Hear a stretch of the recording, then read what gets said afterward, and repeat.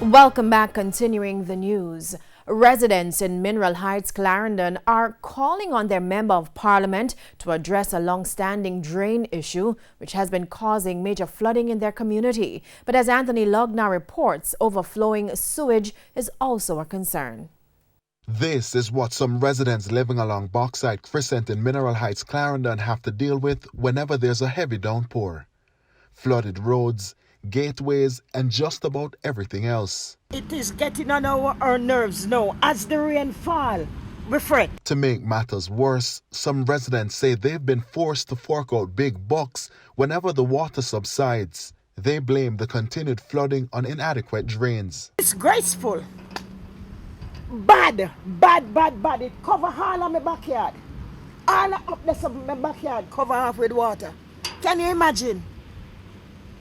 It's on the tears leave to come on me high. Me fear tell God, do all your hand, God, do all your hand. As if dealing with flooding is not already a task, imagine having raw sewage running along the roadway and sometimes into your yard. Well, that's the reality for some residents living along Mineral Heights Boulevard. Subsides, the whole street is filled with feces and toilet paper and all sort of something.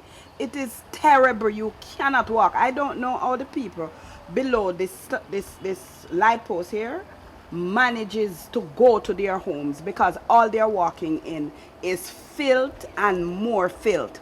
They argue that representatives from the National Water Commission visit the area after it's reported, but only carry out what they describe as a temporary fix. They come and some people lift up the top and they put some stick things in there, and then they're gone like something is done. Nothing is done. It is just a temporary fix and a band-aid on it, and we're not getting proper service. They're calling for the matter to be addressed urgently. We are paying for the sewage.